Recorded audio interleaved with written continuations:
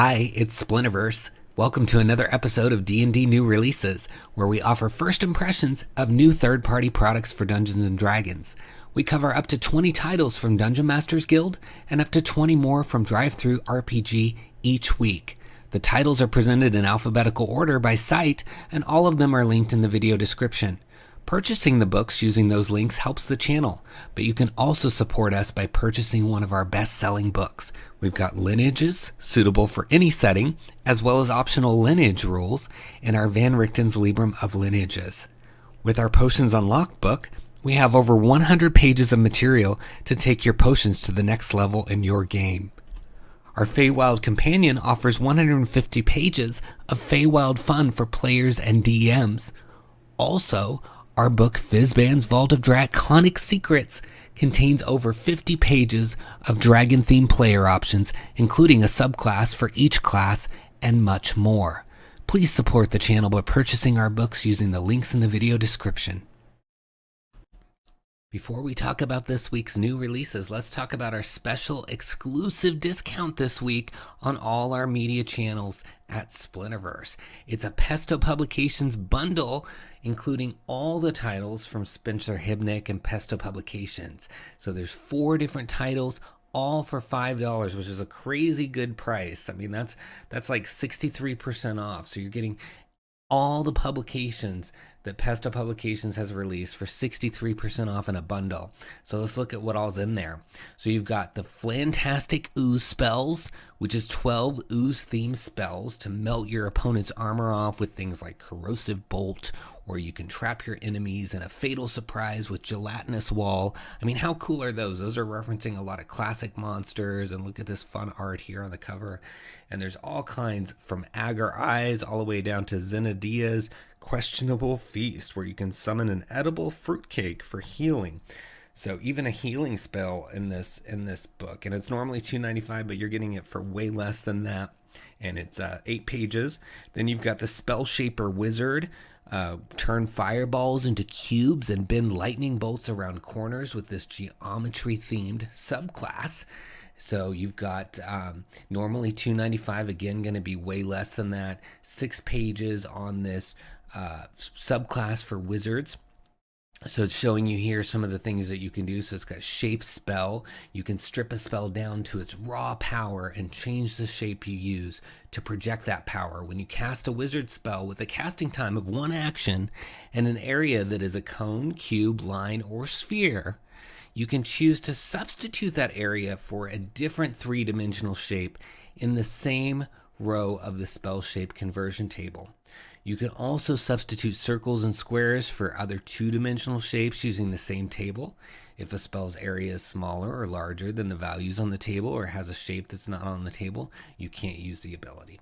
So really cool that you can switch kind of the area of effect for your spells, and you even got an NPC that is one of these spell shapers, so you can get to know how this subclass works through the value of an NPC. You can have that run around before your characters experience it if you want, or just as somebody else who has it in your campaign. And then you've got a retainer that is also a spell shaper. So lots of value packed into this book. And then you've got 2 adventures, the first of which is the Questmaster.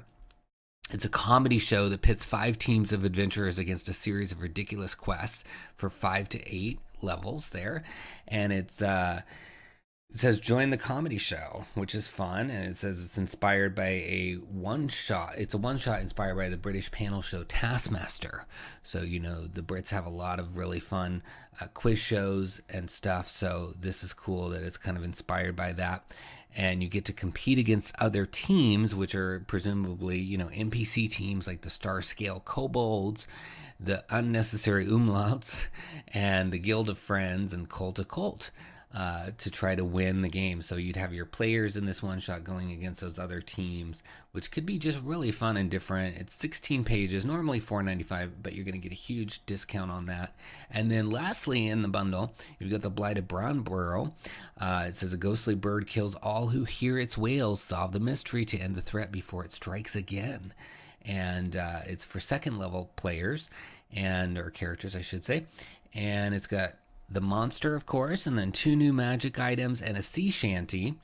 So it's got, lots of stuff going on, but it's cool because they have the appendix here with the items and the different things that you can get. And then you've got all these little information you can look at here, but it looks fun. I mean, this monster, and then you've got some magic items and a sea shanty. I mean, we can never have enough sea shanties. Try saying that a bunch of times fast, right? But it's really cool that you're going to get this adventure, and then you're going to get this new subclass which manipulates how spells work, plus a bunch of ooze spells with this really cool ooze art on the front. And it's super cheap. It's only $5 instead of normally it'd be $14. So really appreciate Pesto Publications pulling this bundle together just for our viewers, and it's available for a limited time. So you wanna get on there and get this while you can. The links are in the video description. It's in that first timestamp spot, and I hope you click on it and grab this before the discount goes away, because after this it's probably, again, we've talked about this, a lot of the automatic discounts that happen on DriveThru and DM's Guild, they kind of cap out at about 40% unless the author authorizes more than that. So anytime you're getting things like this where it's like 63%, you want to take advantage of it, because it may not be that low again for a long time. So check it out. It's in the links in the video description, in the timestamp under Pesto Publications bundle. Give it a click. And now we have Attalis, Thief of Vadashar, our first new release for this week. It's by 𝙤𝙤𝙬𝙯. It is 20 pages, and it says the master thief Attalis is a living legend among the criminal class of Vadashar. A skillful practitioner of thiefcraft, Attalis is acknowledged by the notorious denizens of the free city's underworld to be its uncrowned prince of thieves, planning several complex, celebrated heists that have become legendary. There are no limits to his larcenous creativity or the means to which he will go in pursuit of a score. So there's adventure hooks, brief history of the campaign setting, and of course stat blocks for Attalis, which is cool. And we've been talking about the Free City of Vadashar releases each week from 𝙤𝙤𝙬𝙯. They're doing a drip strategy where they're releasing a little bit each week at lower prices so that you can get into the campaign, get the material, become familiar with each piece, and then eventually you'll have the whole campaign, or lots of material to use outside of the campaign. Whether you want to use it together or not is up to you, but it's only $1 for this particular piece, which is exciting. So looking inside, you get 20 pages, so you get to see the full book. And we'll start reading a little bit here about Attalis. It says, Master Cracksman, spawn of shadows, beloved of 𝙤𝙤𝙬𝙯, native son of Vadashar, is a living legend among the criminal class of Free City. A superbly skillful practitioner of his craft, Attalis is acknowledged as a thief extraordinaire, even among the throngs of notorious denizens who call Vadashar home. Of average height, wiry, and with dark hair and eyes, he often accentuates the motif by dressing in dark, nondescript clothing. A master skulker and slinker, there are no limits to his larcenous creativity or the means to which he will go in pursuit of a score. Attalis can rob from the most watchful eyes without being caught. There isn't an element of a heist, from memorizing the detailed movements of a mark to visualizing every square inch of a room's layout and its escape routes, to anticipating the unexpected that he can't coordinate and execute. So this guy's really skilled as a thief, and you can see here there's all kinds of, pages and pages of information on this one NPC. And then you've got, of course, stat blocks for other characters as well. So there's a character named Snidier here, and then you've got even more as the story goes through here. And then you've got Dejenia and Arendor and Rask, and then of course finally you get to Attalis with a challenge rating of 6, and then a bunch of hooks. So you're getting a lot for $1. 20 pages. That's a really good price for 20 pages to get all this information on this thief, associates of the thief, and then of course some adventure hooks. So I really think you should check it out. It's under Attalis, Thief of Vadashar in the links below. Give it a click. Next, we've got Battlezoo Ancestries Dungeons from Roll for Combat, and it's free. 15 pages. And it says, with Battlezoo Ancestries Dungeons, the power of dungeons is in your hands. With the dungeon ancestry, play as a dungeon who awakened to sentience and then sapience with a life force, a spirit, and even an avatar that you can use to interact with the world. 5 heritages allow you to play all sorts of dungeons, from an archipelago where each floor is a separate island to a mysterious labyrinth or dank caverns, from a tower ascending to the heavens to an ancient tree. Call forth familiars or hazards from your dungeon, challenge the dungeon within you to learn more about your inner self, and unlock special benefits for you and your allies, or even conquer one of the floors inside your dungeon and become an overlord, setting up a home away from home where monsters and traps wait on you. Never before have you been able to play as the dungeon. So it's very true. I mean, there really hasn't been, in terms of tabletop, there's been video games where you can do it, but tabletop, there's really no thing like this where you can play as the dungeon, literally be the dungeon, which is pretty cool.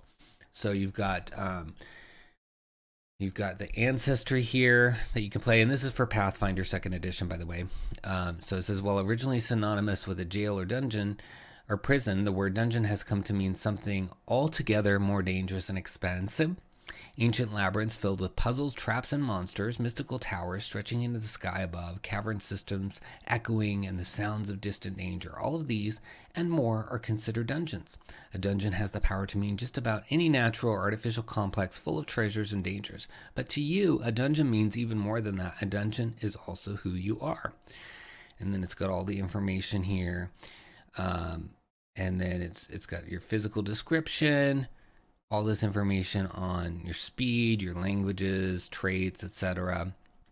Because this is, again, for Pathfinder 2, so that's how they do ancestries. But really cool. I thought it was just so unique, worth presenting. I know it's a little out there, but I think that's fun. I think it gives you a little different perspective that you can explore. And even though it's Pathfinder 2, you could probably adapt some of this to 5th edition or OSR. And it's just so unique. And Roll for Combat does such good work that I think it's really worth checking out. So look for it in the video description under Battlezoo Ancestries and give it a click. Next, we've got the Telltale Forest, also called Bead Road 4, because this is part of a looks like 5-part series, and it's going to be under Bead Road 4 in the links below. But it's by Desiree Nordland. It's $5.99 for 20 pages, and it's for any system. It's system neutral, basically. And I just love this artwork. I mean, look at this. This is just stunning.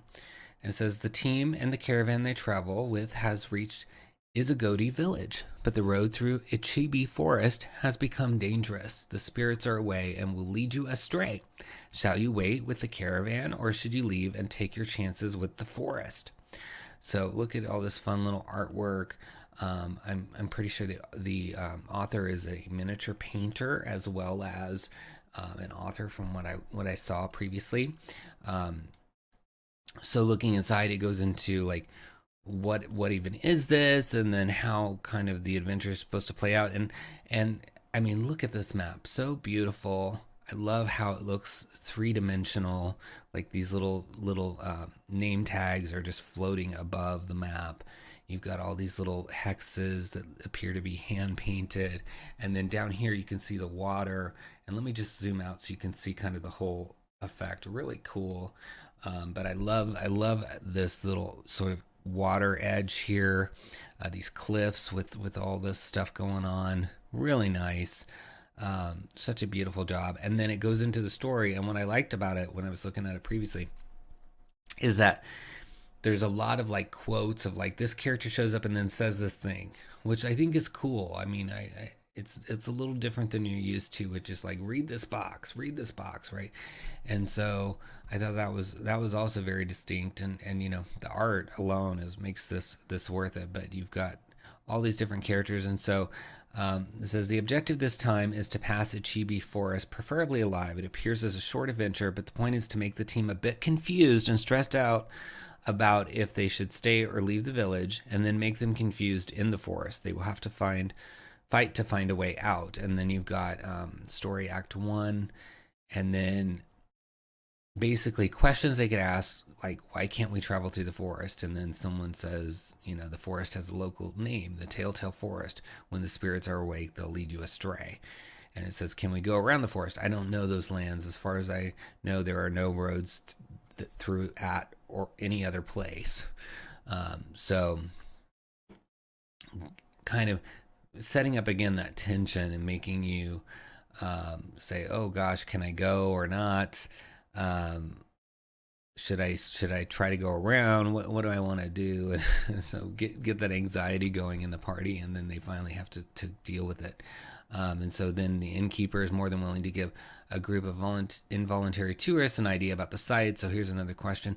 What is there to do here? Any places to visit? And then the innkeeper says, this is 𝘎𝙤𝙘𝙤, ladies and gentlemen, here are things to see. Indeed, yes, sir, there are. First of all, we have our temple. It is in the center of the village, and you can't miss it. No, sir, you can't, unless you're blind, which I can see you're not. Then you can always support our village by shopping. We do have wonderful handicraft in the stone we have around here. Yes, we do. The beads in particular are extremely popular. And if you want to go for a walk, we have our famous lighthouse, which indeed, ladies and gentlemen, is sort of a miracle. So yes, sir, we have things you can just go have your pick, sir. Yes, sir, go ahead. So that character's got some fun sort of ticks to what they're saying.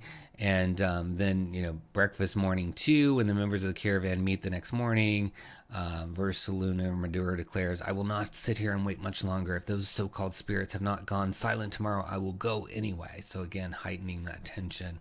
And you can see where this could be pretty much system neutral.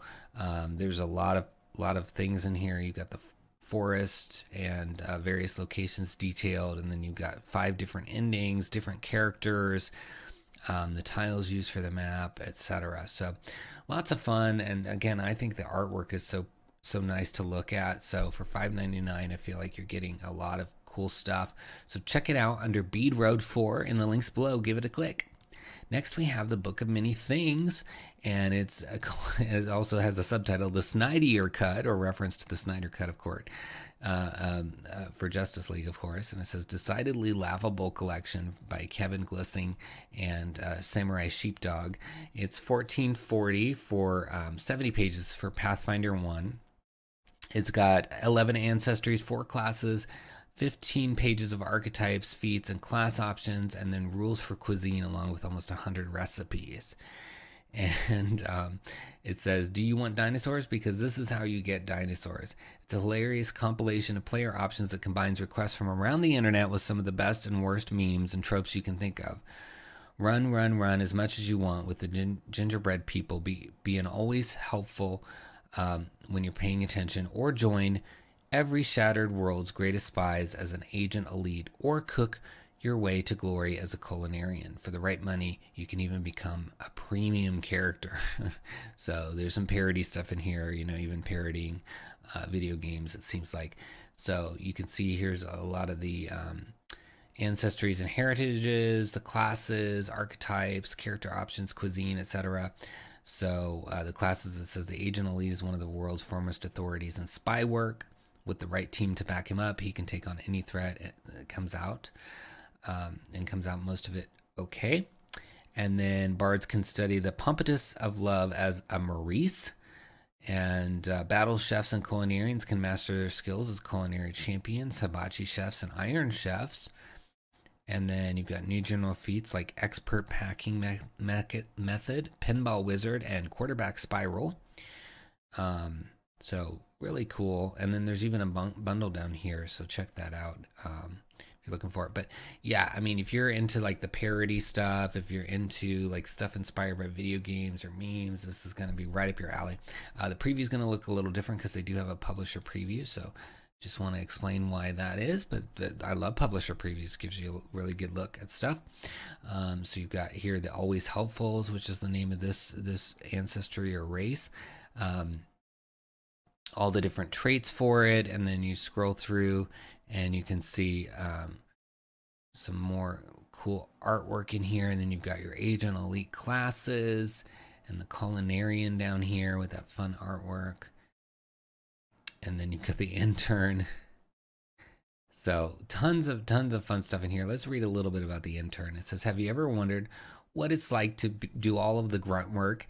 How would you like to be the one running the errands, unlocking teeth-filled chests and doors with poison needles, checking for traps, and never getting any of the credit?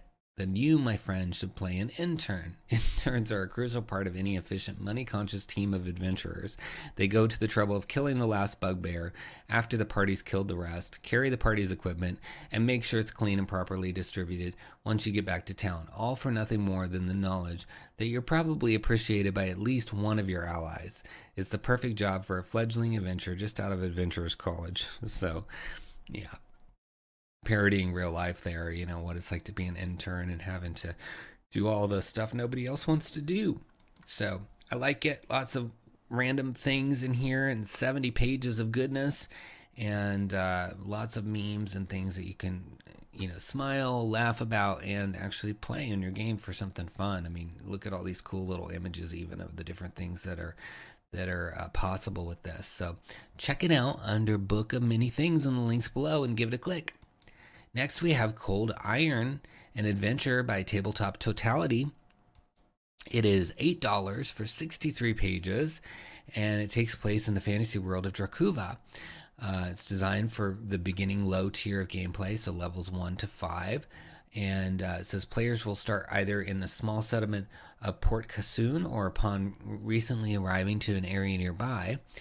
Port Cassoon is near the southern end of the massive Lake Orin and is nestled on the Cinders River, leading back out to the sea through Steam Eater Bay, making it an active and popular hub of travelers, traders, and more. Port Cassoon has a known reputation as an active den of adventurers, explorers, mercenaries, pirates, and thieves. These various special interests and their factions fall under the iron rule of the Black Code, a criminal organization that keeps Port Cassoon open for business, and the nobility paid enough to look the other way. The party comes into the story as they learn that a local dwarf named Urkus has been, as of yet, unable to find any group willing to take on a specific job. So yeah, they've got a very specific mission that they're going to have to take that nobody else wants, it looks like. So looking inside, you've got the different chapters of the adventure, and then at the end you get items and a creature compendium. So out of the 63 pages, you get to see 15 of those in the preview. So here's some tips for the game master. You've got, you know, your difficulty checks, different encounters for the areas that they're going to travel through, and then you go right into like a kind of a summary of the adventure, and then the lore behind it that you can use or lose, it's up to you. And then you've got the beginnings of the adventure with some cool maps. So here's some random encounters with some details. We'll read some of those maybe in a minute, and you can see maps throughout with artwork.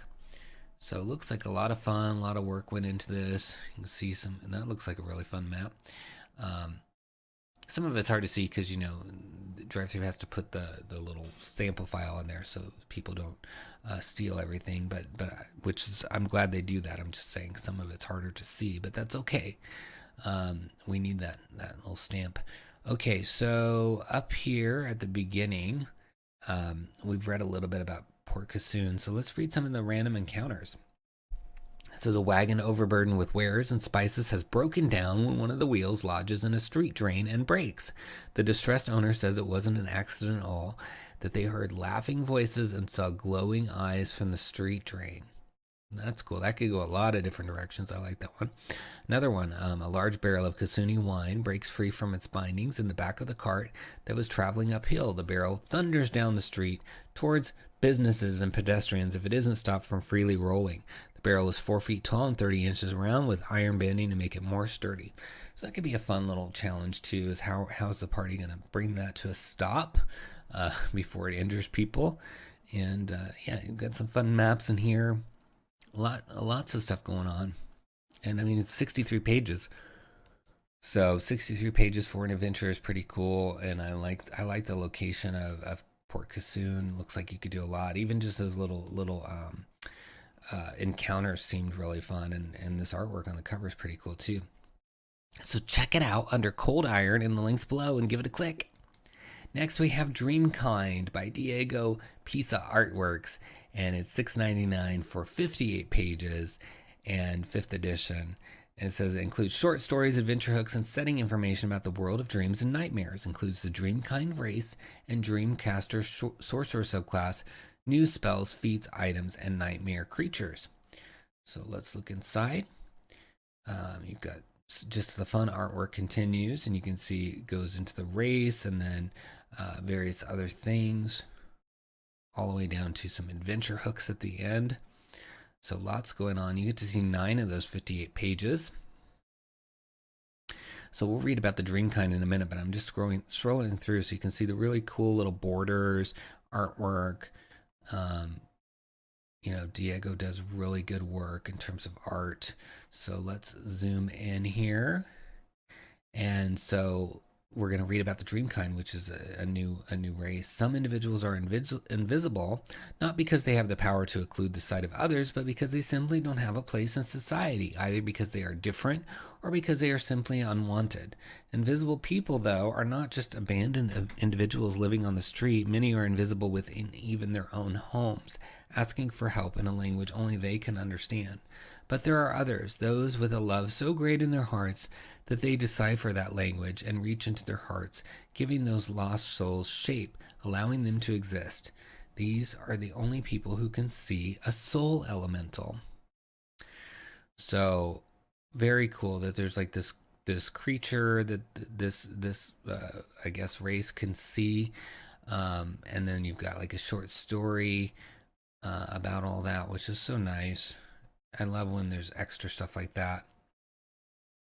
Yeah, so lots of little story stuff here that you can read and start getting into the story before you get into, you know, the technical aspects or the mechanics of the Dreamkind, because you've got, you know, the soul elemental is going to go into detail of those and all the different abilities. So I like how it's got like an intro, then story, then it goes into the you know, the friend of the soul elemental, and then it goes into the sort of mechanics. So you can really kind of weave your way toward the mechanics.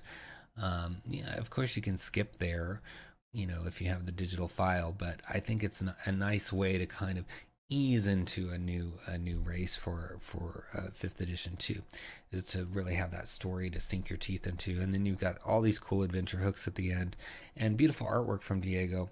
So Diego is also the author, which is nice. I love when we see writer, authors, artists at the same time. It's really cool. So look at this great cover as well. This would be that soul elemental, I'm assuming, with the character here. So check it out under Dreamkind in the links below and give it a click. Next we have Dust Bunnies and Deities with such a fun name from Night Owl Odysseys, $4 for 13 pages. It says a middling enchanter and magic item crafter has been experimenting with power far beyond his own, which always spells trouble, but even more so when he accidentally shrinks the eldritch entity and loses it. Time to get down and dirty and give this creature a fight with someone its own size. So you get all kinds of stuff when you get one of these Night Owl Odyssey products, because you get 3 new monsters, 2 custom battle maps, 3 new magic items, and 2 musical tracks. So just everything you could want to run the adventure. And then this one is for 4 to 6 characters of 11 to 15th level. And these videos, they're pretty fun. I'm going to see if I can play one without the sound here, so you can kind of see. They're really cool artwork and animations they've got going on to kind of show off the product.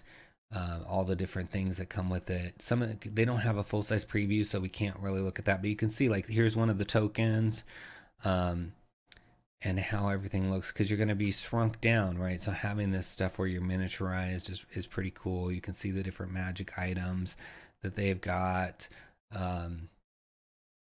Yeah, lots of stuff. Here's a monster. I mean, how nice is that layout? So easy to read. Really love it. Yeah, it's beautiful. So yeah, watch the videos. You get to hear some of the music too. I turned off the music because sometimes when you play somebody else's music, your video gets compromised as well. So um, I didn't want to cause any problems, but it's so cool. I'm sure they would be fine with me playing it. Night Owl is really cool, but you just never know. YouTube's a little weird, so I don't want to risk it. So anyway, I love it. I think what they're doing is really cool. I can't believe how many of these titles they're able to release. I mean, it seems like every week we've seen one. So I wonder if they're going to take a break anytime soon.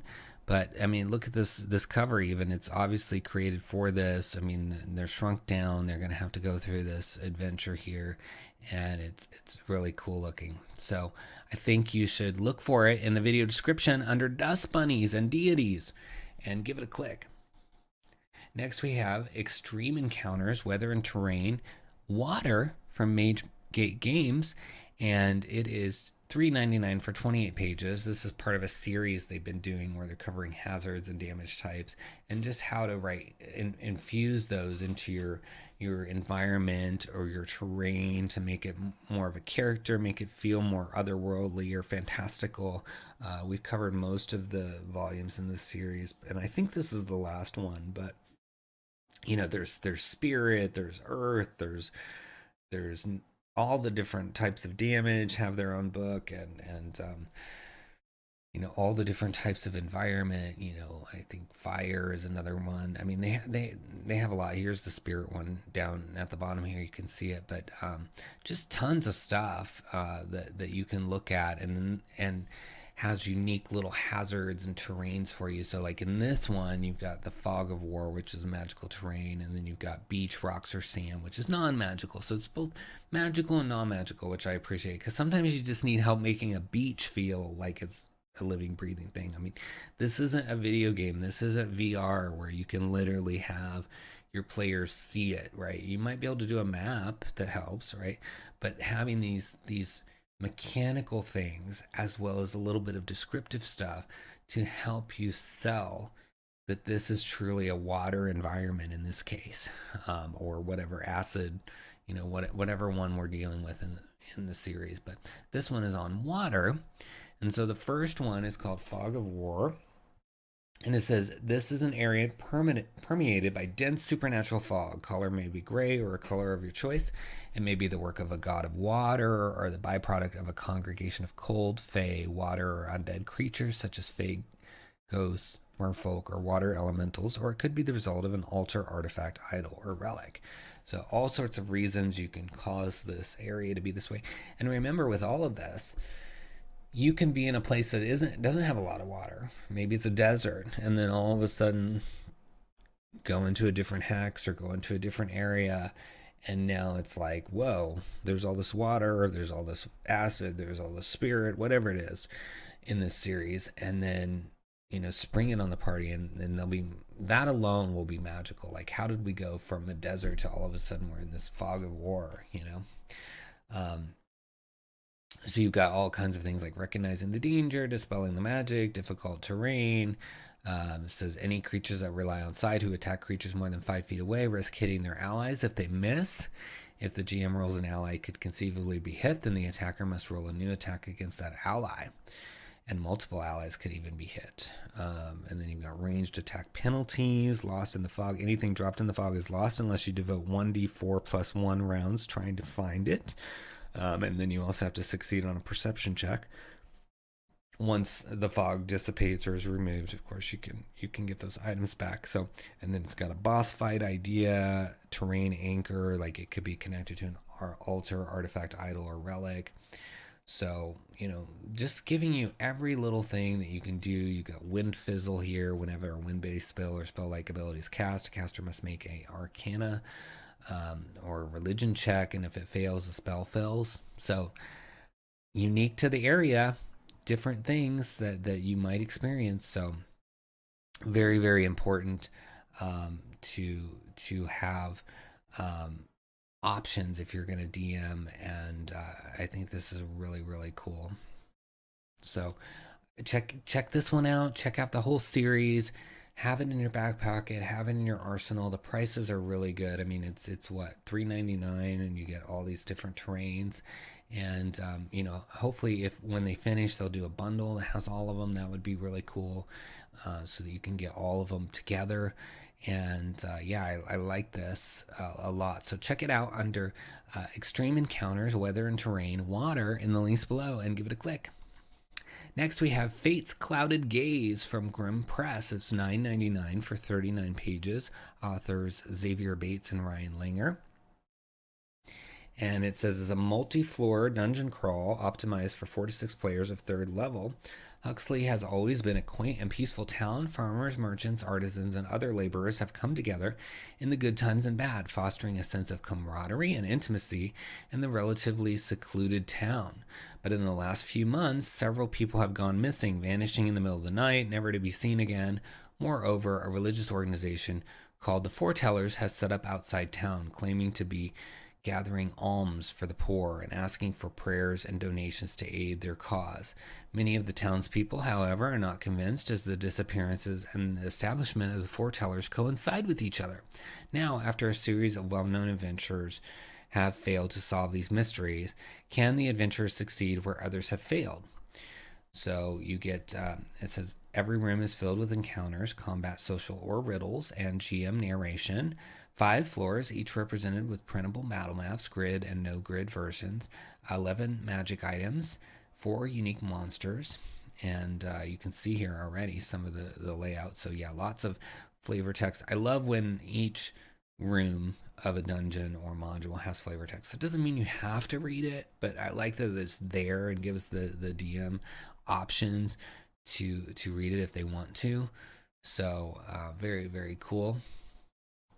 Let's look inside some really fun art from Bob Gravenstein and Richie Death here.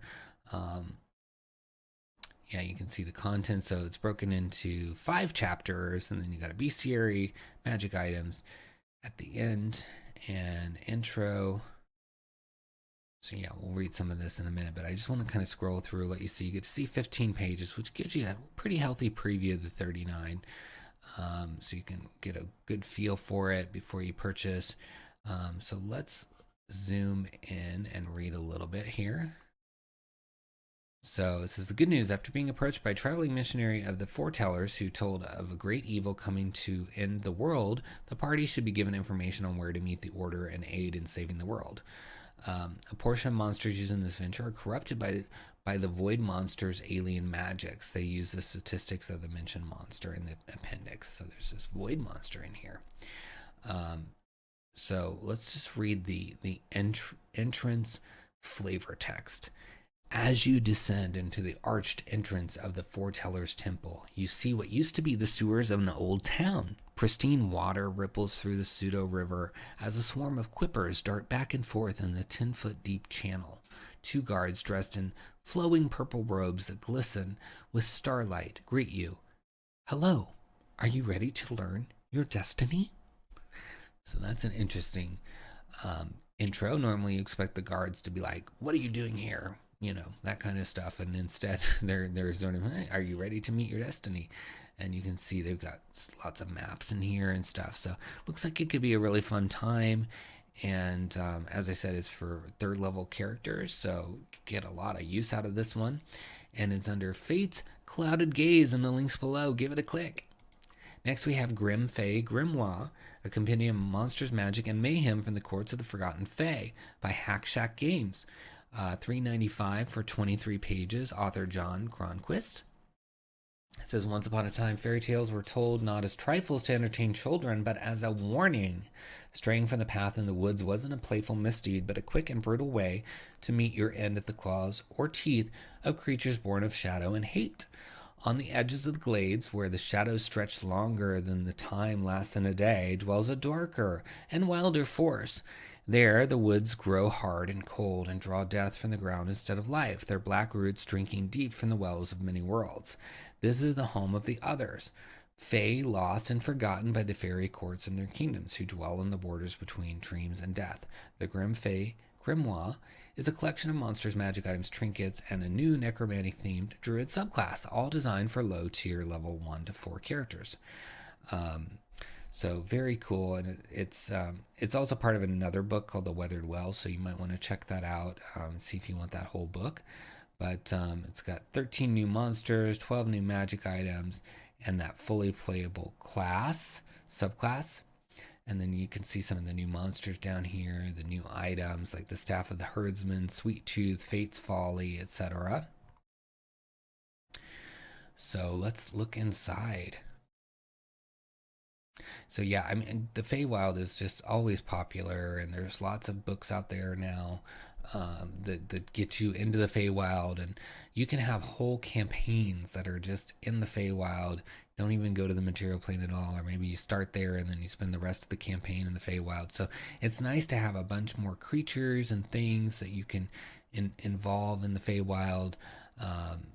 Whether it's Wild Beyond the Witchlight or, our book, Feywild Companion, there's just so much out there that you can use this book with. So I encourage you to really consider this. If you're planning on playing in the Feywild, this could be a lot of good stuff to add to those other books, or even create your own. I mean, some people like to fully build theirs from the bottom up, and this is great because you get to see the whole book. You can literally read the whole book here in this preview and see if it's going to work for you. But I'm enjoying all the artwork, all the different creatures and characters, and the fact that there's spells in here as well as monsters. I've been scrolling through to try to give you a chance to really see, but look at how cool this creature is. It's the 𝘎𝙤𝙤 Weaselworm. The 𝘎𝙤𝙤 is a bizarre and frightening creature to behold, blending features of weasels and squirrels with carapaces and legs looking like they came from a centipede or spider. They are long and lanky with many insectoid legs, tipped in sharp climbing hooks, and a long face which opens into sharp needle-like teeth. They range in a variety of colors, mostly grays, reds, browns, and blacks. Few even care to speculate how these freakish creatures were formed. Those who do feel it's just as likely that they just crawled out from some dark and shadowy corner of the Feywild as anything else. They seem to have a fondness for living in or near hag covens, which implies there may be some truth to these ideas. So, pretty cool. And I mean, look at this gorgeous art down here. Lots of fun stuff. Let's read one more spell. I saw some spells at the end here, or an item. Let's see what we can find. Oh, there's Dark Fate trinkets. Just so much stuff in here. I love it. Let's read the Doom Caller. That sounds like a fun name. So, instrument uncommon, requires attunement. These wooden instruments are said to be carved by dark fae who carry the messages of the dead to the living. They are roughly hewn with a large crow's skull at the end, musically similar to a recorder or ocarina, having a chambered interior with holes on the outside to control notes. When you begin to play the instrument, you may use it to summon a small flock of 1d4 plus 1 insubstantial spirit crows who will exist while you continue to play the instrument. You can do this for a number of rounds equal to twice your con modifier, or until you talk, hold your breath, or start suffocating. While controlling the crows, you may use your reaction to target one creature and give an attack, ability, or saving throw roll of that creature either advantage or disadvantage. Each time you do this, you reduce the number of active spirit crows by 1. Once the Doom Caller has summoned the crows, it may not do so again until the next on. So that's fun, and I love the little artwork with it. Really evocative of crows, and I like the shape and how it you can see immediately that's associated with birds, which is fun. So great stuff in here, and it's all available for $3.95 under Grim Fey Grimoire. So check it out in the links below and give it a click. Next, we have Monsters of the Wilderness, Oswald's Curse from Cobwood Publishing, and it's for 5th edition. It's $17.95 for the PDF, or you can get the soft cover, various premium color or hardcover premium color, or combos of those at great prices. I mean, really, to me, these prices are fantastic to get these print versions as well. It's 160 pages, and it says there's over 120 new monsters plus resources to run a wilderness campaign. And, this is part of a series. Cobwood has been doing some really great work with monster books and other books on DM's Guild as well for a long time. And I always enjoy looking at their stuff. And the author on this one's Andrew Cobwood. It says a wizard can change the world for better or worse. Oswald Mir, the legendary wizard, has unleashed a curse upon the world. Strange new monsters have arrived, and other creatures have been transformed. This book includes 7 wilderness regions, each with a titan and other monsters, from the Fawn of the Dead to the giant sand shark, from Baba Yaga to the people of the sky. Your game will never be the same. So you've got general lore about the wilderness and Oswald's curse. You've got game master advice, adventure hooks, and then of course those 123 monsters ranging from CR 1/4 all the way to 26. You've got druid and ranger subclasses, NPC encounters, events, and locations, and of course a map of the world of Mir. And there's even a little video preview you can watch, but you can see they've released some cool books, Monsters of Feyland, Monsters of the Underworld, etc. in the past, and I've gotten a few of those, and I love those. So I think this one's going to be another slam dunk fun title. So what's really cool too about the structure of this particular one is they've picked like the different terrains. So you'd have like desert, underwater, jungle, swamp, hills, lakes, mountains, and they've organized the monsters around that. So like as you're reading through that section, okay, I'm dealing with a giant sand shark all the way to the weremere cat. Those are going to be in the desert, and so if I want to go set up a desert thing, I have all these available to me, and I can just read through, and maybe as I'm even reading through, I can say, okay, first they're going to deal with the 𝘏𝙗𝙗𝙗, then they're going to deal with the dune bug, then they're going to deal with the sand strider, whatever kind of sequence you want your party to deal with. Of course, you have your own story that would go along with this, but you're kind of like prepping, right, and getting ready for your campaign. So you got all this stuff. You got lists by challenge rating, creature type, and then event tables, etc. So here's all your advice for the game master, and then you go right into a little bit about Oswald Mir, and you're going to see 24 of the 160 pages in the preview. So Cerebrax. I love the artwork in here too by Travis Hansen. It's really, really nice, and you've got all the adventure hooks that go with that region, and then you've got the ocean region, the encounters that you can have there, and the Wagon. Wow, yeah, like really beautiful stuff in here. Aquarian, Atlanta, Core Octopus. I mean, yeah, I'm really enjoying all this ocean stuff. Demon Crab, Fathomer, Ghost Whale, and Giant Shark Zombie, Merfolk Knight. So yeah, let's read about one of the creatures. I like the artwork in here. It's just really nice. So the deep one. Using magic to breathe underwater, adventurers swim through a dense kelp forest. Suddenly, one of the leaders sees 2 enormous eyes appear from behind the green plants. A strange sensation travels quickly through the adventurer's body.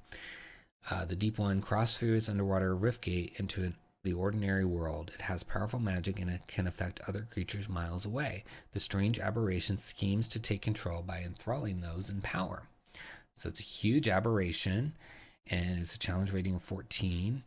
And so it's got spell casting and various things like inscrutable. The deep one is immune to any effect that would sense its emotions or read its thoughts. And then it's got water breathing, of course. And then it's got this thing called the long distance call. The deep one can choose one creature it can see using its scrying spell, and then is able to cast suggestion on that creature. This link will remain intact up to 30 miles away. So it has a lot of connections to other creatures through the scrying, because scrying's in the spell list here. So yeah, that could be really fun. Very, kind of elder gods, creepy aberration coming through from a gate into the water, and you're not expecting it to be there, and then before you know it, it's after you, and it's CR 14. So really fun. And that's just one. There's so many creatures in here and background information. It's just really exciting, and I love all these little adventure hook tables, and just bonus material. It's always helpful to have that, and it's got a really fun cover, and then you've got the print options too, which I always love. I need to get print copies of some of the books that I've gotten from them already, because I think they're really fun to just look at for the art even. So check it out. Under Monsters of the Wilderness, Oswald's Curse is in the links below. Give it a click. Next, we've got the Smokey Mystery Inn from Map Alchemists, and it's $5.95. And this is basically for VTT use. You get this huge map. It's also 5th edition compatible, but you get this set of VTT maps for an inn. So you've got all the different floors of it. You can see how detailed it is, and then you've got all these different NPCs. So you can see the tokens of the NPCs sitting in chairs, etc. And you can see on the innkeeper, you've got various configurations of the innkeeper, and then of course you've got the stat blocks and the backstories for the innkeeper people. So it says, tired of using the same inn again and again? Your players are moving from one area to another often. Well, what you need in almost every game is an inn or tavern for your adventurers to rest in and maybe find new rumors and quests. In this volume, we'll find one of the best inns we've ever done, with amazing details and characters. You'll find many possibilities for adventure. You can print it, or you can use it for VTT. And it's got 2 complete levels. On the 2nd level, you'll find a room with a magical dimension door. You'll also find 3 tokens for the owner, a tiefling wizard, for different occasions. And then there's 6 patron tokens. So I love that. You know, you got your details, your stats. I just think the artwork is so beautiful on all of Map Alchemist's work. It's really realistic, and I love that the tokens are overhead, so it works really well with the map. It blends seamlessly in there. And you know, you always need an inn, even if you don't want to use this innkeeper or any of the patrons. You can name this inn whatever you want, right? That's how these things work. So feel free to do that. I think it's exciting, and it's under Smokey Mystery Inn in the links below. Give it a click. Next, we have The Whispering Maze. It's an adventure for 3rd to 5th level characters. It's designed for Worlds Without Number or OSR, but it can be easily adapted to other things. It's $3.99, and it's, let's see how many pages. 43. Yeah, sometimes the stuff here will push everything over there, but it's 43 pages, and it's got 20 VTT maps, including gridded, no grid, and low light versions. You can see some fun artwork already. You've got maps, etc. So let's look inside. So you got the plot, the local area, rumors, wandering monsters, and then it goes into all the adventure and then follow-up plots if you want. And it's showing the entire book, so it really gives you an opportunity to read through the whole thing, see if it's going to work for you before you purchase, which I love. So let's read some of the rumors. It says these can be gained from locals around a village or from within an inn. Locals believe that when people die in mysterious circumstances, they transform into blue lights that travel the woodlands seeking revenge. The locals have supposedly heard of a large wolf-like creature living in the forest, and the locals believe that in the wetter parts of the forest, strange monsters roam. And then you've got a wandering monsters table, Whispering Maze. I mean, just lots of fun stuff here. There's the maze. That's a cool map for the maze. Let me zoom out a little bit so I can find some good stuff to read for you and let you see kind of how the pages look. So there you've got the lower level. It looks like there's a ritual going on in that lower level. And then, yeah, even follow-up plots like where did the maze creatures come from, and then who or what was the complex made for. So yeah, I love when they give you those kind of things, because you can build upon these things and create further adventures, maybe of your own inspiration. Maybe you're new and you want to start with something existing, but then after that you want to create your own thing. So an adventure like this that kind of sets you up a little bit, like just gives you some prompts, like where did the maze come from, to like start your own thinking, is excellent, because you can run the presented material and then branch off on your own with those prompts. Whereas other adventures, they don't always give you those prompts, so then you're kind of like, you have to scramble, think about it, maybe you're not inspired. So I like that. So the description: the dense forest stretches for miles in every direction. On the outskirts of the forest, there is an abundance of life, but as the PCs travel deeper, it becomes scarcer. The intersecting animal tracks and the remains of the old world gradually get harder to follow the deeper into the forest they travel. On a successful skill check, notice 8+ notice 8+, which is one of the checks in Worlds Without Number, the PCs will remain on the correct track, heading in the correct direction. If the PCs fail this skill check, then they will wander around the forest for 1d4 extra hours. GM roll on the random monster or encounter table, or pick the appropriate monster for them to encounter. Dense undergrowth, brambles, and low-hanging trees make the going difficult. Fighting their way through will become tiring work. So, nice little intro, getting you set up, and these checks can be swapped out for checks in D&D pretty easily. So I like that. And then you've got your stats here for the monsters. Yeah, it looks like really fun. If you like Worlds Without Number, OSR, or you're willing to convert, this could be a great one for you. So look for it under Whispering Maze in the links below and give it a click. Well, that's our last drive-through title for this week. We're going to move on to DM's Guild, but before you do, please follow me on Twitter, Facebook, Instagram, YouTube at Splinterverse. We've got a lot going on. We've got a brand new book coming out very, very, very soon. I can't wait to talk about it. And it's going to be really exciting. It's just blowing my mind. I'm working with some writers on it, and some of the stuff that we've created is just crazy different and I think really unique. So I want to make sure you don't miss that. So want to be following us so you can get that information. Of course, we'll talk about it on this show as well, but it's good to follow so you can see some sneak peeks and stuff as we get closer to the release of that book. Also, please subscribe to the channel here. Like the video, leave me a comment, let me know what titles you're going to pick up or what looks interesting to you or anything you want to ask regarding Dungeons and Dragons. I do like to respond to everybody personally, so I look forward to your comments. Click all those links in the video description. Support these creators. They work really hard to bring all this work to you. There's so many great titles each week, and we want to encourage them to keep providing this content by purchasing their work and telling others about it as well. And if you click any of those links and make a purchase of anything, it's going to help the channel a little bit with a small affiliate fee. So we appreciate that if you do your shopping with us. And if you're feeling super kind, we have 5 books we released in 2021 that you can check out. We've got the Feywild Companion, over 150 pages, print or digital, for the Feywild. So you've got adventures, subclasses, spells, monsters. It's all in there for players and dungeon masters to enjoy.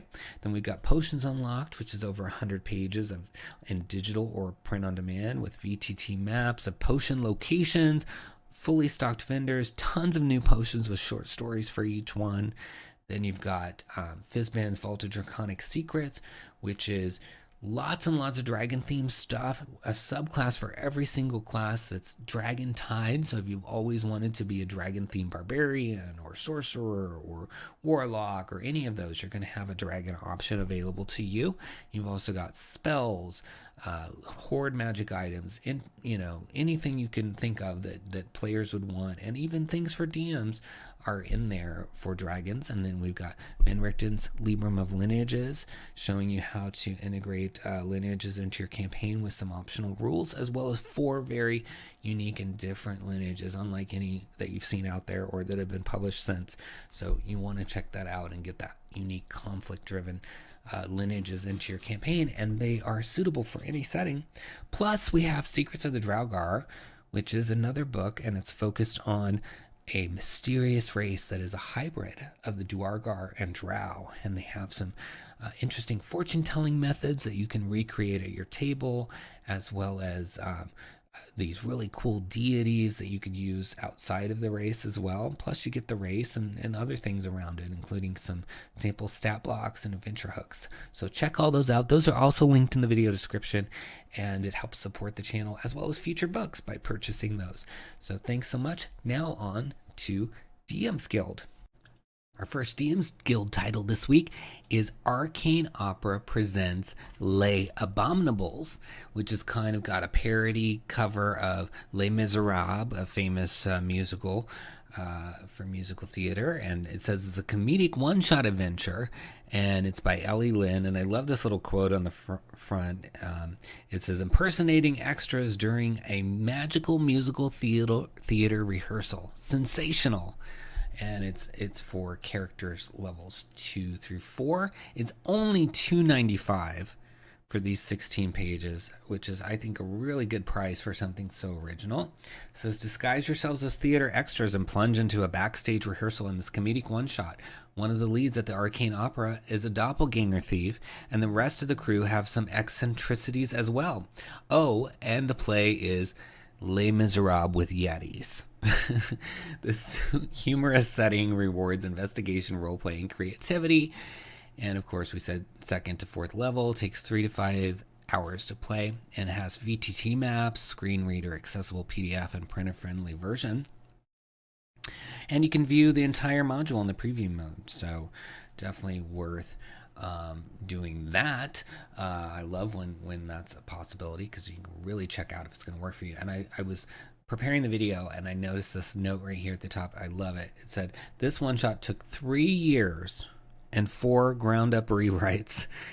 So they're dedicating it to their testers and friends who play the module a lot. So you've got all these people here. I love that. I mean, 3 years, and now, you know, it's available for a low price. I mean, that means they spent probably way more time than they're going to make back on this. So I definitely think we want to support this author, because that's a lot of blood, sweat, and tears. If your ground up rewrite means you threw everything out and started over 4 times. So this author was dedicated to bring this to you. So I'm guessing it's good. And I mean, look at this cute little artwork they've got in here. You've got the map of the ground floor of this theater. And I mean, just look at the fun little ticket artwork, etc. Even playbill references in here. And yeah, so the layout is beautiful. You've got stat blocks, all kinds of good stuff. And then here's a handout, probably. So really cool. I think this is exciting, and I can't believe it's so inexpensive to enjoy. So let's find a little spot that we can read. So it talks about the prelude, the curtain rises. It says the adventure starts with a job advertisement from Lady Carla. The players can find the advertisement on a job list posted around the city or from a personal contact. Lady Carla is a well-to-do noblewoman who fancies herself a patron of the arts. She is small-minded, stubborn, and likes to surround herself with famous and charismatic people. She is on the board for the Actors Guild, and her advertisement asks interested adventurers to inquire there for more details. When the players meet with Lady Carla at her office at the Actors Guild, she will tell her version of events outlined in the prologue, omitting her humiliation of Oriad. She is unlikable, but offers an excellent reward for the return of her signet ring. If the party accepts the job, Lady Carla explains how the party is going to sneak into the opera. They will pose as extras. She has used her influence at the guild to decide who gets to apply for the open extra positions. And then she gives sort of rundown of the events. But you've got various characters like Oriad here as 𝘏𝙤𝙤 and 𝙁𝙚𝙀. Oriad is a sylph and the lead soprano at the opera. Though their voice is unparalleled, they are self-conscious and sensitive to criticism. They hide their insecurity behind a veneer of laziness. Oriad holds a singing audition in a wizard bunker. And it says sylph disguised as elf. So I love the artwork of these little creatures. Like there's somebody called Sadie Griddlebones who works on sets and props. I mean, just fun. It's obvious the author took time on every little detail, which I love. So let's read a little bit about one of these areas. Backstage, a hallway plastered with call sheets connects the different wings of the theater. On the west wall, the hall opens into a busy courtyard. To the south are the stage doors. To the east, a bank of lockers separates 2 doors, one heavily bolted and one slightly ajar. Across from the lockers, a stairway heads up. So, very cool description. It takes me back. I used to be a working actor, so I am very familiar with all of these kinds of trappings, and I like it. So, fun stuff. Yeah, love just the layout. Even just using this sort of courier font for the flavor text is very reminiscent of a script, especially like a screenplay. So again, I think the author really thought of like every little detail and spent 3 years on it. So for $2.95 to get that level of attention and time and dedication, it's a steal. So I think you need to run, don't walk, and pick this up and add it to your collection. And I love this quote here. It says, "My mom really enjoyed it, and she doesn't even play D&D." So there you go. I mean, if the author's mom enjoyed it and it doesn't even play D&D, what more could you want? So there's just humor to be had here. There's a cool setting, cool characters. I could see that fun sort of hag character we saw could be used elsewhere. So for $2.95, you're going to get a lot of stuff and support someone. This is presumably Ellie's first title. You know, if it took 3 years, so I'm guessing this is Ellie's first. So if you purchase it, you're saying, Ellie, make more stuff. And maybe don't take 3 years, but make more stuff, okay? So check it out under Arcane Opera in the links below. Give it a click. Next, we have Archive of the Abhorrent, a compendium of strange and despised monsters, subclasses, and spells with this cool little hybrid chimera-like creature on the front. Even its tail is a snake. I love it. And it's from Jacob Saburiana. And it says, 𝘽𝙤𝙤, a secluded bookworm, has amassed information about dangerous and atypical monsters and individuals, the type that you might regret laying your eyes on. Throughout the 36 pages of this annotated archive, he will introduce you to 6 new weird subclasses, 17 original and strange monsters, and 10 additional spells for the eerie loving. So yeah, you've got the Path of the Mutant, a barbarian with unstable mutations that sprout in battle. The Oath of the Depths, a paladin claimed by the sea that uses its dark, icy waters as their weapon. And then under the bestiary, you've got deep sea creatures like the drowning sea snatcher and hags like the ever-hungering Lemos hag. And then more. You've got all this stuff here. So fun. And we haven't even looked inside yet. We get to see 5 of those 37 pages. So you've got part of some of the subclasses here. So this one is Oath of the Depths. Paladins of the Oath of the Depths often arise from dark places. When a paladin loses their life at sea, they are occasionally snatched by a powerful entity from the abyss of the ocean and chosen to follow their mysterious desires. Although the gift of the depths is sometimes given to those knights of dark waters, it can also be earned. Pirates and sailors of different kinds might, after spending their life at sea and understanding its vast expanse, discover a new and different kinship with the deep. And we'll maybe look at some of the abilities in a minute, but I just want to quickly scroll through so you can see some of the artwork and the different things here, because it is cool. Looks nicely done and well put together. So let's read about the ability. So let's read the Channel Divinity. So when you choose this oath at 3rd level, you gain the following 2 Channel Divinity options. Freeze limbs. You can withdraw the heat from the fluids within the bodies of your enemies as an action, and any number of creatures of your choice within 20 feet of you make a con saving throw. On a fail, a creature takes cold damage equal to 1d8 plus your paladin level, and its speed is halved until the end of its next turn. On a success, a creature takes half as much damage and its speed is not halved. And then you also get excessive pressure. You can expend your Channel Divinity to exert immense pressure on a creature.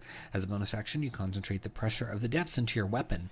The next time you hit a creature with a melee weapon attack within the next minute, it takes an extra 2d8 damage and must succeed on a strength saving throw or fall prone and have its speed reduced to 0 for 1 minute.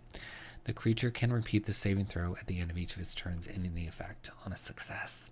So, cool, fun, Oath of the Depths, underwater stuff, and we just read part of it, but you can read the whole subclass if you click the link, and you get to see part of the Sorcerer and the Rogue as well. And again, I love this cover, so check it out under Archive of the Abhorrent in the links below and give it a click. Next, we have the Book of Delightfully Confusing Loot with this horse sort of stuck up in the air here, and people trying to figure out what to do, and this guy's smiling, so I don't know if he caused this or what, but it's interesting. And it's from Ovion Design. It's a suggested price of $6.90 on Pay What You Want for 7 pages. It says, have you ever wanted to wield the power of a beholder to shoot people with dogs, punch people with someone else's fist, or just press a button? With this book, you can do all this and more with 50 new magic items of questionable practicality and morality, ranging from the new simple rarity up to legendary. If you need some minor items to scatter in a shop, loot from enemies that won't throw out the balance of your game but keep your players happy, or just want to mess with them a little, this book can provide that from within these pages. So it introduces simple rarity. It says, this is an optional rule for magic items that are generally more suitable for the general populace. They have a lower price than common items and can often be found in local magic stores. Some of these items may be only novelty to an adventurer, but they are useful in day-to-day life. But you can also make them common if you don't want to make them this new simple rarity. So looking inside, there are all 7 pages available for you to peruse and figure out if these kind of bizarre items are going to work for you. And I love how many images there are. I mean, they're just packed on every page here. You can see every single kind of thing. Something called Rod of Vibration. So some quite strange stuff. But then there's something called the Eye of Beholder up here, which is it says varies, rarity varies as well, and it requires attunement. An Eye of Beholder is a carefully preserved, petrified, and enchanted eye stalk from one of the legendary tyrants. Some are harvested from dead beholders, while others are stolen from an aberration that still lives and may want its eye returned. Materials to create these wands are dangerous to acquire, and the process to make them potentially lethal. However, wielding these wands bestows upon you a raw power of a beholder's rays, and for many this is worth the risk. Many types of Eye of Beholder exist, each unique, taken from different aberrations. Each wand has 10 charges. While holding it, you can use an action to expend one of its charges to fire a ray at the target you can see within 120 feet. The shield has 10 charges. While holding it, you can use an action to expend one of its charges to increase the range of the cone to 150 feet. And each eye regains charges at dawn. And then there's the different charges, and they have different rarities. So Charm 1, the targeted creature must succeed on a Wisdom saving throw or be charmed for an hour. Then there's Paralyzing, same thing. They have to succeed on a Con saving throw, though, or be paralyzed. And then, yeah, just all kinds of different playable options here. And then you've got the Cloak of Blooms. This bright colored cloak is covered in floral patterns. Whenever you move, assorted flower petals fall from the hem. So, it's not going to break the game, but it could be kind of cool. Like, where are all these flower petals coming from, right? And you can give these to NPCs, right? If you don't want to use a simple rarity or you don't want to give them to the players, you can put them on an NPC and have everywhere they walk, they drop in flowers, or they've got this Eye of a Beholder. So there's tons of little items in here and so much art packed onto a page that I think you'll get to see quite a bit of stuff, and it's pay what you want, so you can figure out what it's worth to you. Definitely should pay something to the author to encourage them to continue creating content.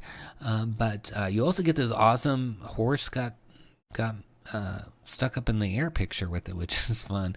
There's probably an item in there that connects to this, but I didn't pick up on it, in the quick perusal we're doing here on the show. So if you know what it is, let me know in the comments, because I think that's funny. All right, look for it under Book of Delightfully Confusing Loot in the links below and give it a click. Next, we've got Calamities and Catastrophes, Traps and Hazards for 5th edition from R.P. Davis.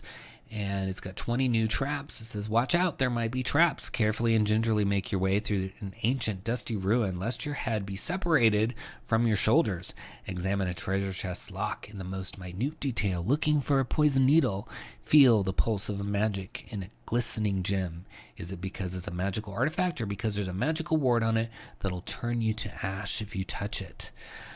For generations of gamers, traps have been part and parcel of tabletop role-playing games. However, traps receive mixed reviews in the modern gaming area. Some folks love them, others hate them. The people who hate them really hate them. The haters make a good point. Traps are hard to use in a meaningful way.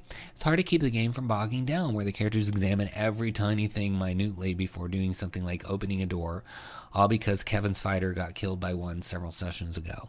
The trick is to make them interesting. Most traps, including the ones in the official 5th edition rulebooks, amount to make a save, on a failure, take this damage and gain a condition. On a success, take that damage and no condition, right? That is boring. The trick is to realize that when you distill a trap to its essence, it remains a resource drain does precisely what the quote says. The art is ensuring it doesn't feel like that in play. The book is intended to help you present interesting traps that enhance your game rather than ones that get everybody upset, right?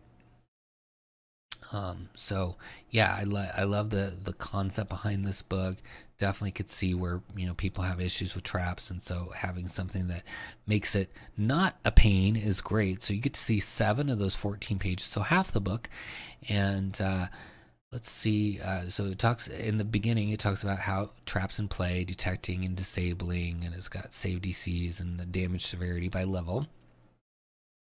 And then you get into disarming, bypassing, and then you have some of the traps. So we'll find one we can read here in a minute.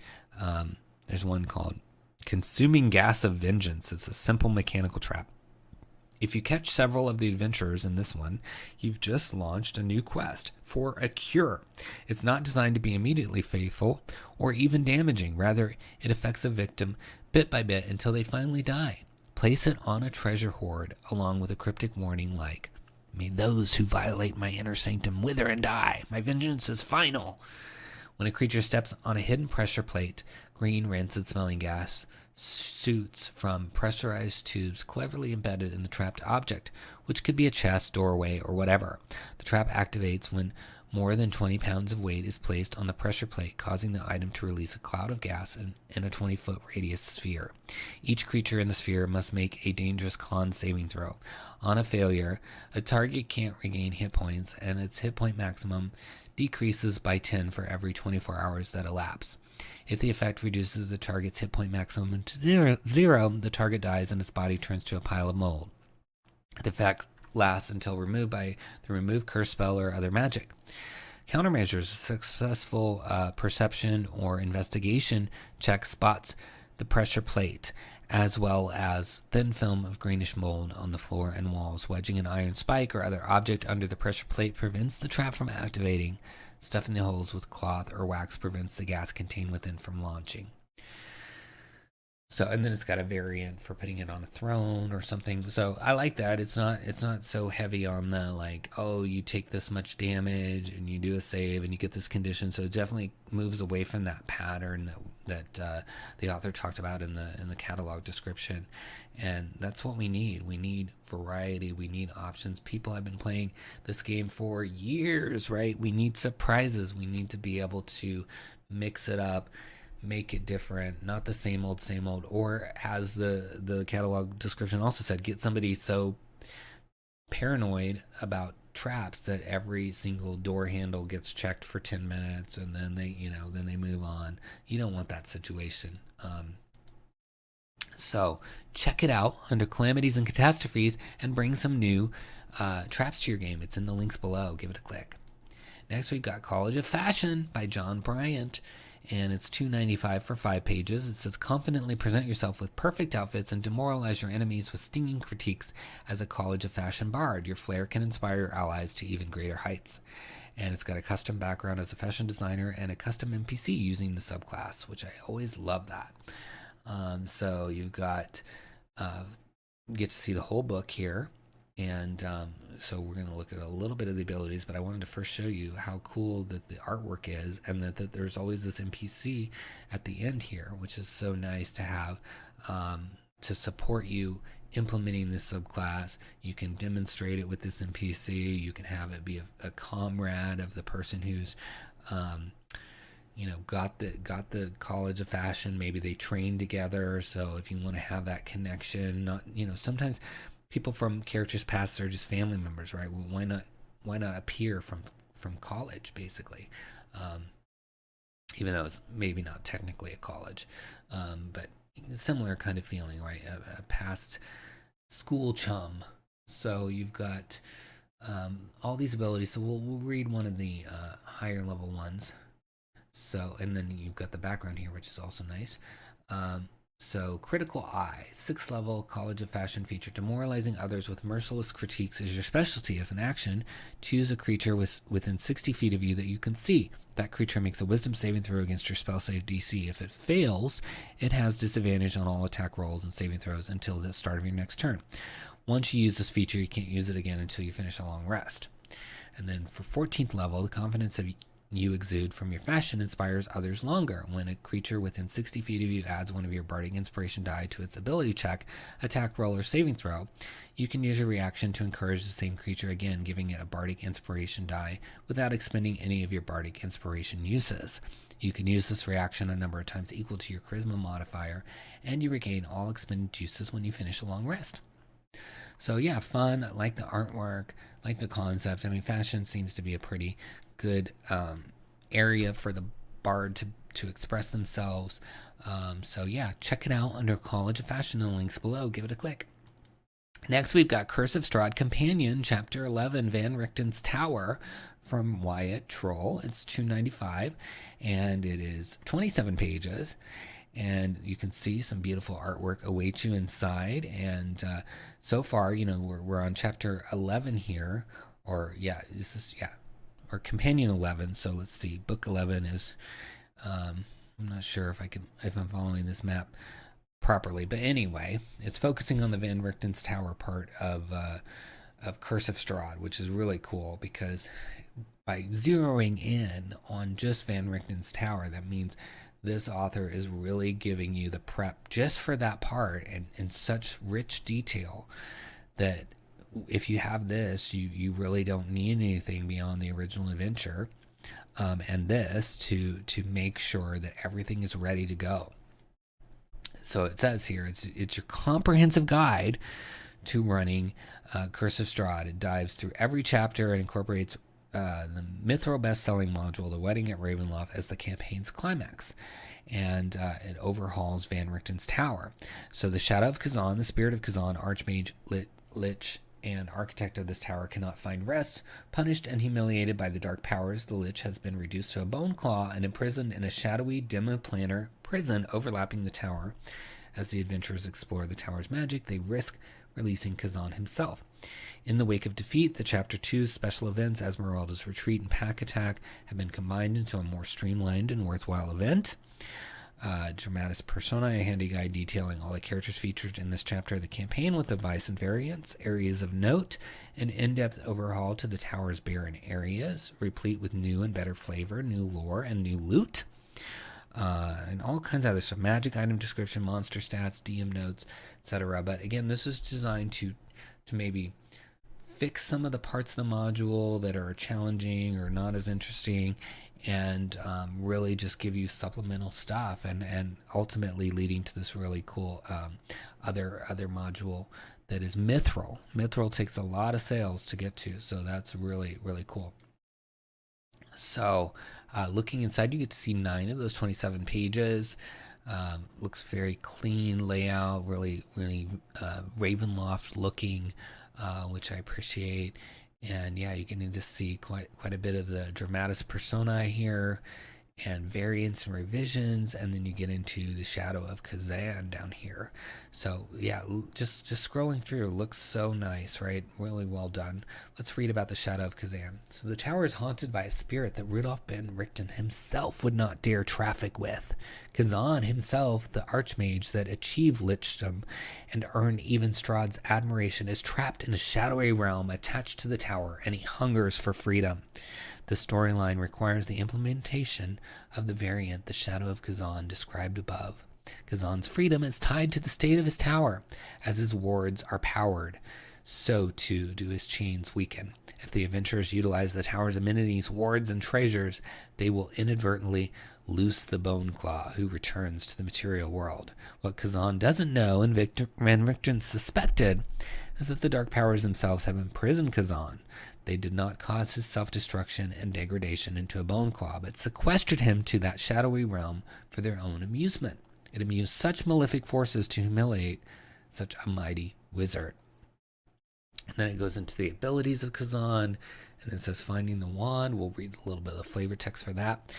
But so much detail here for you to really bring this home, make it just something fun, different, and more streamlined. I mean, again, a lot of these, Curse of Strahd is so popular, and people get spoilers, they know all about it. So books like this are great to help you surprise your players, maybe make it a better experience. People are going to want to play the module more than once. If you're a pro DM, you're going to run it more than once. You need books like this to really, really help you diversify that experience. So it says, finding the wand. From the very moment the adventurers enter the tower, Khazan shunts his wand out of his shadowy prison. And then it tells you where it is, but let's read the text when the party looks at the desk. Upon the desk lies what can only be a wizard's wand, free from the dust that plagues the surrounding chamber. It is an exquisite piece, a length of intricately woven rosewood, brocaded in a twisting pattern that narrows to the tip. A wand, an actual wand. Its handle is capped with a knob engraved with a squiggly sigil resembling a lowercase y. So, very fun, flavorful description of just the wand there. And, they've got lots of other flavor text in the book too. So, really cool. Like the layout, like the look of it. Really takes you into the Ravenloft just even scrolling through. So I want you to check it out and give it a click. It's under Curse of Strahd Companion in the links below. Give it a click. Next we have Eldritch Aberrations, 10 new aberrations from 𝙒𝙤𝙬𝙠𝙨 𝘽𝙤. It's $1.95, and it says within the pages of this field guide are 10 new aberrations with mind-altering, magic warping, new powers and abilities. Evade the arcane ricochet of the alien Grexer. Pin down the buzzing and mind-riding Telltale. Witness the awful disemboweling of the monstrous 𝘬𝙤𝙬𝙧𝙬, and much more. And you can see an aberration already here. So they have unique lore and powerful new abilities. And I think aberrations are just fun to me. I think they're one of the coolest creature types. So you got the list here, everything from the Arcane Gorger all the way to the Shoggoth. And you got monsters by CR. And just really fun stuff. Look at these cool pages here, the way they've laid it out. I like that. And I mean, so many fun creatures. So let's find one to read about here. So, Arcane Gorger, a sinuous lavender worm covered in an unusual combination of scales and chitinous carapace, slithers over stones and into the water.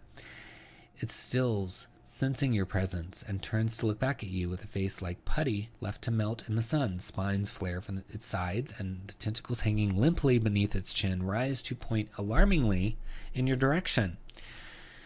And it says, Grexer come from far-flung societies deep in the astral sea, whereupon they form twisted societies within the decayed bodies of dead and dying gods. These amphibious creatures sculpt the very flesh and bones of deific corpses to construct vast civilizations of winding, looping geometry with grooves suited to their long bodies. Grexer are uniquely adapted to survive the acidic seas and dangerous inhabitants of these locales with their telepathic communication, psionic abilities, and defensively bioengineered bodies. So it's a large aberration. It's a challenge rating of 6, and it's got a number of abilities, including one called Arcane Ricochet. When a creature casts a spell that targets the Arcane Gorger or includes it in its area of effect, the Arcane Gorger redirects the spell to hit another target within the spell's range of it. Spells redirected this way roll to hit using the Arcane Gorger's spell attack bonus or use the Arcane Gorger's spell save DC. Very cool. Yeah, just fun, flavorful aberrations. I mean, really can't have too many aberrations, because aberrations especially can kind of show up in weird places, right? Because they're just so otherworldly. I think that having 10 additional ones at the ready at only $1.95, and you get some really nice art and layout with that. I think you should go for it. It's linked in the video description under Eldritch Aberrations. Give it a click. Next we have Ghoulish Overlord by Elven Tower. It's a level 4 adventure. It's 95 cents, which is a steal. It says 3 pages, but I think it's longer based on what what I'm seeing. It says, in Ghoulish Overlord, the characters get involved in an interesting adventure in Orist City. Hordes of undead soldiers storm the city walls and claim to come to conquer the large settlement. The undead come from an old mausoleum. An ancient general who faced a terrible defeat in Orist City 200 years ago has come back from the grave to once again attempt the impossible deed. The characters must track the undead back to their crypt and explore the underground compound. There, they shall meet the general's honor guard and countless mindless undead. The general is fighting a war that ended centuries ago. Can the characters convince the undying general that his purpose can never be achieved? Can they defeat the undead veteran? So it's a really cool setup they've got for this adventure. And as usual, Elven Tower always has a really nice layout with cool maps and images for you. So looking at the book, they've got some really cool styles surrounding all the text, which I love, and then the really nice maps, and these look really reusable to me. A lot of maps don't, but this one, the ones in Elven Tower usually seem really reusable, which I like. So you've got, introducing you to it, helping you prep, then the upper level, lower level, the mausoleum, and the conclusion, as well as some new creatures at the end. So you get to see 7 of what I think is 13 pages or more. So let's see what we can read here. And there's some adventure hooks. Let's take a look at those. So savage debauchery, decaying undead soldiers have emerged from the forgotten mausoleum to attack Orist City. The city has grown beyond its walls, and those outside the fortifications have barely resisted the onslaught so far. Few undead soldiers are strong and vicious. Most are frail and vulnerable. They turn to dust once a blade strikes true, but they return.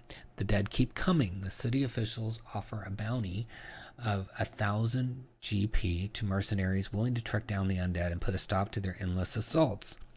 Then another one is a local criminal faction known as the Shadowcats has heard of the city's bounty and seeks a way to profit from the undead problem.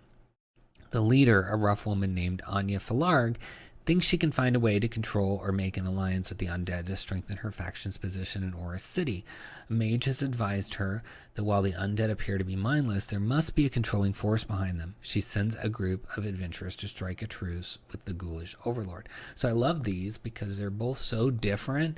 They do involve this endless undead assault, but they're coming at it from 2 totally different angles. And sometimes with adventure hooks, you get like, oh, it's a random, person suggesting at the tavern that you go explore the cave, and then, somebody stops you on the street and says go explore the cave, and they're kind of like the same thing, just with different flavor.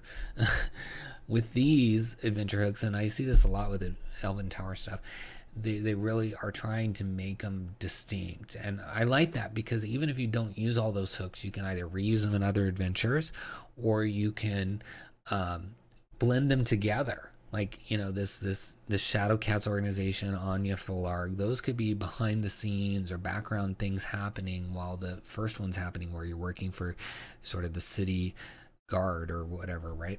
So love the quality of these hooks, and that's just the hooks. I mean, imagine what awaits you with all these great maps and other things in here. So check it out. It's only 95 cents, and it's under Ghoulish Overlord, and links below. Give it a click. Next, we've got a title called New Class, The Spiritfarer, with this cool little ghostly cover, and it's by Jackson Wagner. It's $1.99 for 13 pages. Says it's a brand new class for 5th edition that focuses on versatility and spellcasting. As a Spiritfarer, you wander the world looking for souls that have been left behind when their mortal forms failed. It's up to you to care for them and make sure they find the ending they need. Become a guide and truly exemplify the compassionate wanderer. Over time, your journeys will take you to places no mortal has ever set foot in. Bear the burden of becoming a warden, capture cruel and pained spirits, granting redemption to some and withhold danger from the world around you.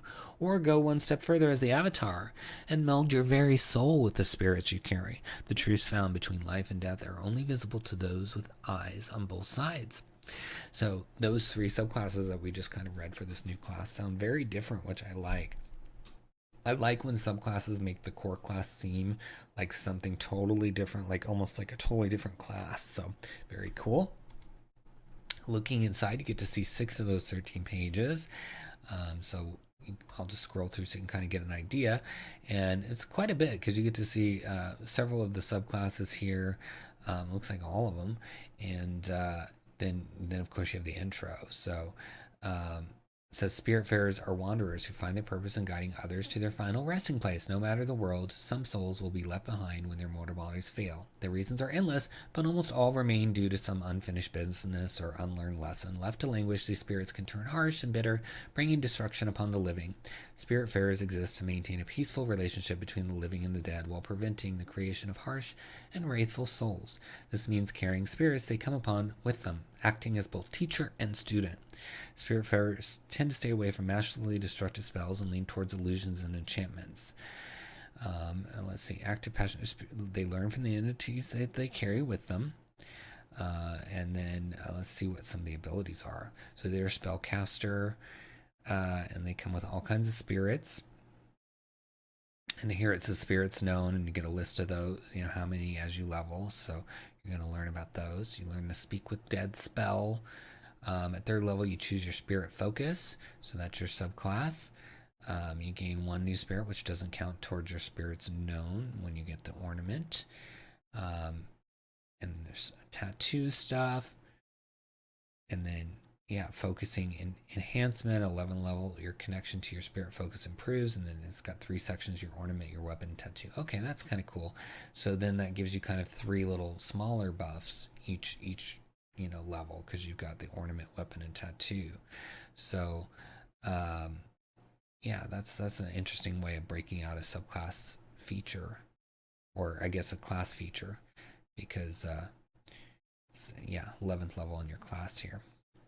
So then let's just read a little bit about the guide here. The most common and balanced of Spiritfarers, the guides take their mission with determination and compassion. They know their role is not avenging wrongs, though they are not passive when evil stands in front of them. Instead, they focus on healing spirits and showing them the peaceful ending they were denied. Some guides will carry the same spirits with them for years before finally letting go. To be a guide is to lean into the mysticism of being a Spiritfarer and find your touch on the weave of the world only grows more deft with the passing of years. So very cool. I like all the flavor of this. And there's just so many things. I mean, on this one, the subclass, the 14th level, you learn to permanently meld yourself with the spirits that suffuse your body. While you may gain new spirits, their passive now become entwined with your soul, and only end when you do. This means that you must ignore the end of the journey feature at 17th level. True merging of the spirits results in the following features. You become a celestial type. The effect of the jump spell is permanently applied to you. Your carrying, lifting, and dragging capacities are permanently doubled. You learn the Eldritch Blast cantrip, and you are immune to exhaustion. So you get all kinds of stuff at 14th level with this subclass. But I like the concept of this. I mean, I think spirit stuff is fun. Ghost stuff is fun. And it could be a really cool new class, especially if you're, in the shadow realm, or you're dealing with someplace where there's going to be a lot of spirits wandering anyway. This could be a really fun option. So look for it in the links below under Spiritfarer and give it a click. Next, we've got Smiling City, a complete adventure from GMBF Homebrew, $2.99 for 12 pages. And it's an adventure for 3 to 4 5th level players. So you got exclusive monsters, magic items, and a new amalgamation lineage. It says, in the distance you see the glistening sight of wonder, a city known for being riddled with crime and violence, but as you arrive, everything is different. You only see a sprawling, gorgeous city with white marble walls, pavemented streets lined with great palm trees. The townsfolk are well-dressed, well-mannered people walking around doing their daily business, and everyone has a chilling, unending smile on their faces. So that can't possibly be right. Got to discover what's going on there, I guess.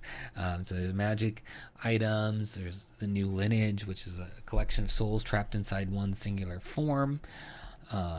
Detailed descriptions of NPCs, and then animated 3D maps. It says it doesn't come with those. If you want that, you get the map pack, which is separate. But that's cool that they have animated maps. Very cool. And inside here, you get get to see 2 of the 12 pages. So you get to find out about some of the characters with the fun artwork here. It says everyone in the city is expecting the midday feast that happens every day and will try their best to encourage the players to participate. A huge table is set on the middle of the town square where hundreds of people will sit to eat a fragrant and tasty looking stew. The cooking is done right on the square by a handful of cooks in a make-do kitchen by the edges of the city into the forest. A successful perception check will realize that all the cooking is being done with water from rusty pipes coming down the mountain and through the forest. If the players do not sit down to eat the midday feast, they probably won't. Make them roll a con saving throw, but do not tell them the effects immediately. If they fail the saving throw, they are poisoned under the effects of the Hayes family mind control spell, although the effect will not kick in immediately. After a long rest, anyone under this state will have difficulty moving and is extremely lethargic. So, some stuff going on in the city. They have those smiles plastered on their faces, but it looks like it's hiding something that is really going on. And then, of course, you're going to get these items, and you're going to get a lineage. We can't see those in this preview, but that's okay. I'm sure they're fun. And it's only $2.99. So check it out under Smiling City in the links below. Give it a click. Next, we have Strixhaven Orientation Day by Lex Draconum. It's $2.99 for 13 pages. It says, streamline your student orientation and avoid GM kerfuffles. Run your first day at Strixhaven with ease. Includes box text for locations, a tour of the biblioplex, new monsters, new encounters and challenges, a fun new magic item, handouts, encounter battle map, and VTT tokens. And it requires Strixhaven, a curriculum of chaos. So yeah, you need that to play this, but very fun. So you've got the summary, and you get to see basically 3 pages of the book, but we'll read just a little bit of the summary here. So the characters should begin at B1, start by reading the orientation box text in Chapter 3, Campus Kerfuffle, before having Rosie show up to direct the group. An excited gnome woman ducks through the throng of students in the foyer over to a fresh group mustering at the entrance. "Are you all first years wondering where to go?" she asks. "I'm Rosenmuffenbip Wasfalums, but you can call me Rosie. What are your names and what's your story?" Encourage the party to introduce their characters to Rosie and to each other. And it says, "This way, I'll show you to the hall." She leads the group deeper into the biblioplex. In an open chamber at the library center, a large pulsing ball of light floats high in the air, a miniature blue sun dripping streams of sunlight that pool in an elevated basin. After a quick wink to the group, Rosie heads off to a line of tables, leaving you in charge of one of the faculty counselors. So fun stuff. Yeah, definitely gets you in the mood for Strixhaven, gets you there, gets you to know a couple characters that you can then build upon. So if you're playing Strixhaven or you're going to do some sort of magic school situation, this could be a really fun option to set you up for success. So check it out under Strixhaven Orientation Day in the links below and give it a click. Well, that was our last new title for the week. Now I'm going to preview our exclusive discount that's coming on Monday at roughly 10 a.m. Mountain Standard Time on all of our social media channels, and it's called Veratrim's Tribal Siege, and it goes with Storm King's Thunder. It says, fight off an ambitious young green dragon in this expansion for Storm King's Thunder. This adventure is designed for the Storm King's Thunder campaign and gives your players extra content during Chapter 3. It brings your party to Wildem, a small town located in Westwood. There they will face off with Veratrim, a young green dragon that has taken control of a local kobold tribe. If the adventurers think they can easily take the weak creatures, they have a surprise coming to them. It's a 5 to 8 hour adventure for Tier 2 characters and has enough material to fill 1 to 2 sessions, depending on how thorough your party is. And you've got the full color 33-page adventure, printer-friendly, bunches and bunches of maps. And you can see how nicely laid out and interspaced the artwork is. So it's definitely going to be a fun one, and we're going to have a really great price on it. It's only $4.95 normally. But then you're going to get a discount if you're following at Splinterverse on Twitter, Instagram, Facebook, you name it. And of course, every week when we do this series, we also include the link there here on YouTube. So lots of places to get it, but these discounts are limited. So you want to make sure you're following us, you're telling your friends, you're taking advantage of them when they come up.